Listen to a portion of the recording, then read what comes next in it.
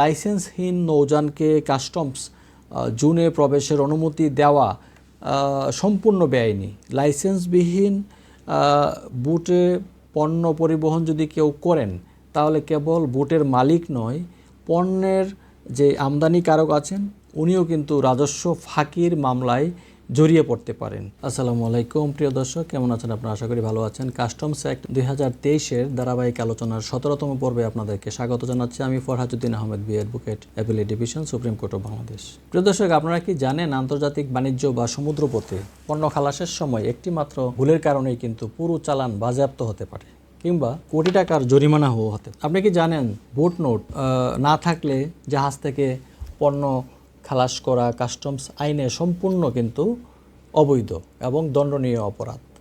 তো প্রিয় দর্শক, আজকে আমরা আলোচনা করব বাংলাদেশ কাস্টমস আইন 2023-এর অত্যন্ত গুরুত্বপূর্ণ 5টি ধারা নিয়ে। সেকশন 66 থেকে সেকশন 70 পর্যন্ত আমরা জানব প্রথমত যে বোট নোট কী এবং কেন এটি পণ্য খালাসের জন্য একটি পাসপোর্ট হিসেবে কাজ করে। এক জাহাজ থেকে অন্য জাহাজে পণ্য স্থানান্তরের আইনি যে নিয়ম আছে বা প্রক্রিয়া আছে সেগুলো আজকে আমরা জানার চেষ্টা করব। আর লাইসেন্সবিহীন কার্গো বোট ব্যবহারে আইনগত কী কী ঝুঁকি আছে সেগুলো।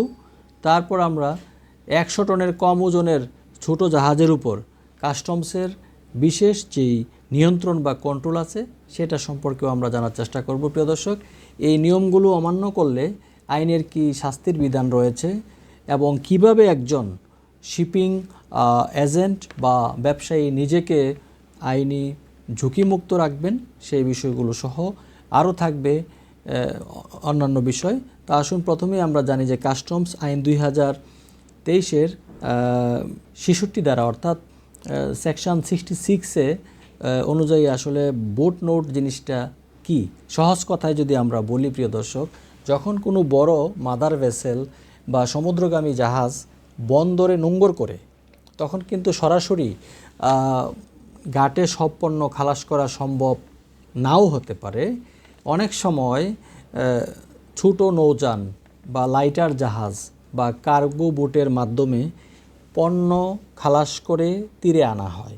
এই যে একটা খালাস প্রক্রিয়া, এই প্রক্রিয়া শুরু করার সময় কিন্তু কাস্টমস কর্মকর্তা একটি লিখিত অনুমতিপত্র যেটাকে বলি বা মেমো তৈরি করেন, যেখানে খালাসকৃত পণ্যের প্যাকেজ, বিবরণ, সংখ্যা ও জাহাজের নাম উল্লেখ থাকে। এটি হলো আসলে বোট নোট, যেটাকে আমরা সেকশন 66-এ জানি।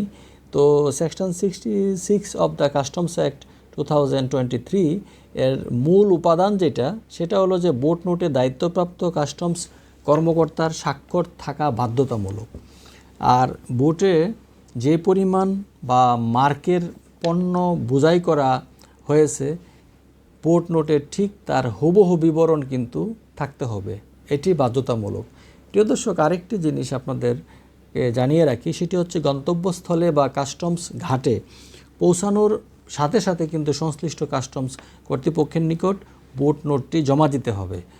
আর উদাহরণস্বরূপ যদি আমরা বলি প্রিয় দর্শক, এখানে মনে করেন একজন ব্যবসায়ী চট্টগ্রাম বন্দরের বাইরের নোঙ্গর থেকে 1000 টন চাল খালাস করেছেন। যদি কার্গো বোটে চাল তোলার পর কাস্টমস কর্মকর্তার স্বাক্ষর করা বোট নোট না দেওয়া হয় এবং কাস্টমস প্রিভেন্টিভ টিম সেই বোটটি জব্দ করে, তবে বোট নোট না থাকার কারণে পুরো চালান যেটা আছে সেটাকে কিন্তু চোরাচালান বা অবৈধ খালাস হিসাবে গণ্য করা হতে পারে প্রিয় দর্শক। তো এটি খুবই সিরিয়াস ইস্যু। এখন প্রিয় দর্শক, আমরা আসবো হচ্ছে কাস্টমস অ্যাক্ট 2023-এর সেকশন 67 এবং 68-এ, যেখানে আমরা জানি যে এক জাহাজ থেকে অন্য জাহাজে অর্থাৎ শিপ টু শিপ বা ট্রান্সশিপমেন্ট যেটাকে বলা হয়, পণ্য স্থানান্তরের নিয়মাবলী সম্পর্কে বলা হয়েছে। আইন অনুযায়ী আমরা জানি যে যথাযথ কাস্টমস কর্মকর্তার পূর্ব অনুমতি ছাড়া একটি জাহাজ থেকে সরাসরি অন্য কোনো জাহাজে কোনো পণ্য বা কার্গো স্থানান্তর করা যাবে না। আপনি চাইলে নিজের খুশি মতো এক জাহাজের মাল অন্য জাহাজে আপনি ঢালতে পারবেন না বা নিতে পারবেন না, সেটি আইনগত বাধ্যবাধকতা রয়েছে। কিছু ব্যতিক্রম রয়েছে প্রিয় দর্শক, যেগুলো হচ্ছে এক্সেপশনস অ্যান্ড ইমার্জেন্সির ক্ষেত্রে। সেক্ষেত্রে তবে আইনে যদি কিছু জরুরি পরিস্থিতির ছাড় দেওয়া হয়েছে এখানে এক্সেপশনের ক্ষেত্রে, যেমন ধরুন যে প্রাকৃতিক দুর্যোগ বা খারাপ যদি কোনো ওয়েদার থাকে, যদি ঝড়ের কবলে পরে কোনো জাহাজ ডুবতে বসে এবং অবিলম্বে কার্গো খালি না যদি করা হয়, তাহলে বড় ধরনের জীবন এবং সম্পত্তি হানির যদি সম্পদ হানির আশঙ্কা থাকে তাহলে সেক্ষেত্রে পারবে। আর যান্ত্রিক ত্রুটি বা দুর্ঘটনা সেটা তো বলার অপেক্ষাই রাখে না। জাহাজে আগুন লাগলে বা তলা যদি ফুটো হয়ে যায় তাহলে সেক্ষেত্রে, অথবা জরুরি অবস্থায় পণ্য স্থানান্তর করলেও কিন্তু অধিনায়ক বা মাস্টারকে এখানে অবিলম্বে নিকটস্থ কাস্টমস স্টেশন বা কর্মকর্তাকে বিষয়টি লিখিতভাবে অবহিত করতে হবে। এখন যদি উদ্দেশ্যমূলকভাবে অনুমতি ছাড়া পণ্য স্থানান্তর করা হয়, তবে সেকশন 68 লঙ্ঘনের দায়ে কিন্তু একটা হেভি ফাইনের ব্যবস্থা রয়েছে, সেটা হতে পারে। কাস্টমস এলাকার মধ্যে কিন্তু সব নৌযান চলাচল করতে পারে না। কাস্টমস আইন 2023-এর সেকশন 69 অনুযায়ী কিন্তু কার্গো বুটের লাইসেন্সিং বাধ্যতামূলক।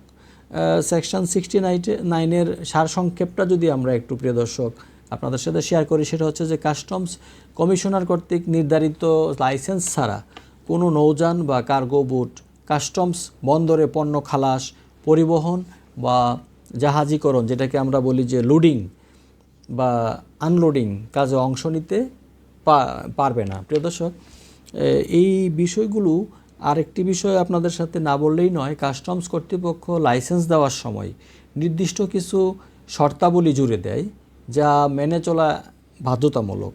যেমন ধরুন, হাইকোর্ট এবং সুপ্রিম কোর্টের বিভিন্ন রিট পিটিশনের আমরা জাজমেন্টে স্পষ্ট করে বলা হয়েছে যে বন্দর নিরাপত্তা এবং রাজস্ব সুরক্ষার স্বার্থে লাইসেন্সহীন নৌযানকে কাস্টমস জোনে প্রবেশের অনুমতি দেওয়া সম্পূর্ণ বেআইনি। লাইসেন্সবিহীন বুটে পণ্য পরিবহন যদি কেউ করেন, তাহলে কেবল বুটের মালিক নয়, পণ্যের যে আমদানিকারক আছেন উনিও কিন্তু রাজস্ব ফাঁকির মামলায় জড়িয়ে পড়তে পারেন। তো ছোট আকারের সমুদ্রগামী বা উপকূলীয় নৌযান যেগুলো আছে, এগুলো অনেক সময় চোরাচালান বা অবৈধ পণ্য পরিবহনের সহজ মাধ্যম হিসাবে ব্যবহৃত হতে পারে। সেটা আমাদের অনেকেই জানেন বা এটা আমাদের ধারণা। এই কারণে কাস্টমস আইন 2023-এর সেকশন 70 অর্থাৎ 70 ধারা বিশেষ কিছু কিন্তু বিধিনিষেধ আরোপ করা হয়েছে। আমরা যদি প্রিয় দর্শক সেকশন 70 অর্থাৎ কাস্টমস আইন 2023-এর 70 ধারাটা একটু দেখি, তাহলে দেখা যাবে যে 100 টনের কম অর্থাৎ রেজিস্টার্ড টনেজ ওজনের যে কোনো নৌযানের জন্য সরকার বা কাস্টমস কর্তৃপক্ষ বিশেষ নিয়ম জারি করতে পারে। এই ধরনের ছোট নৌযানগুলোকে স্পষ্ট দৃশ্যমান বিশেষ চিহ্ন, যেগুলোকে আইডেন্টিফিকেশান মার্কস বা আঁকা থাকতে হবে এগুলোর মাঝে।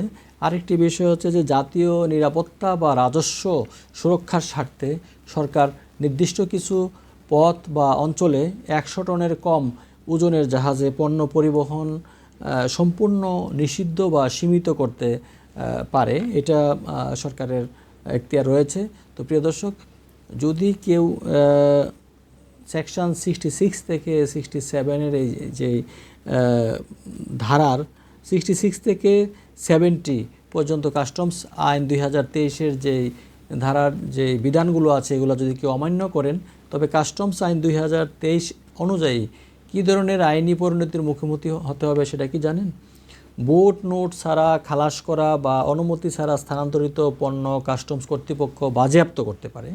দ্বিতীয়ত হচ্ছে যে লাইসেন্সবিহীন কার্গো বোট বা অবৈধ স্থানান্তরে ব্যবহৃত নৌযান কাস্টমস আইন অনুযায়ী বাজেয়াপ্ত যোগ্য সেটাও বাজেয়াপ্ত হতে পারে। আরেকটি হচ্ছে যে পণ্যের সমমূল্য বা তার বহুগুণ পর্যন্ত আর্থিক জরিমানা কিন্তু আরোপ করা হতে পারে। তো প্রিয় দর্শক, এই জন্যই আমরা প্রতিবার পণ্য খালাসের সময় দায়িত্বপ্রাপ্ত কাস্টমস কর্মকর্তার স্বাক্ষরসহ বোট নোট সংগ্রহ করা প্রয়োজন এবং ফাইল ট্র্যাকিংয়ে রাখতে হবে অবশ্যই। আর ব্যবহৃত যেই লাইটারিং বোর্ড আছে বা কার্গো বোটের কাস্টমস লাইসেন্স হালনাগাদ আছে কি না তা কিন্তু নিশ্চিত করতে হবে। তো দুর্ঘটনাবশত যদি জাহাজ স্থানান্তরের প্রয়োজন হয় তাহলে কিন্তু তাৎক্ষণিকভাবে ইমেইল ও লিখিত চিঠির মাধ্যমে স্থানীয় কাস্টমস হাউসকে জানানো খুব জরুরি। এটি আইনগত বিধান। আশা করি যে কাস্টমস আইন 2023-এর সেকশন 66 থেকে 70 পর্যন্ত এবং বোট নোট সংক্রান্ত বিষয়গুলো আপনারা খুব সহজ ভাষায় বুঝতে পেরেছেন। পরবর্তী যে কোনো আলোচনায় আপনাদের সাথে আমাদের দেখা হবে ইনশাল্লাহ, সেই প্রত্যাশায় আজকের মতো এখানে শেষ করছি। আসসালামু আলাইকুম।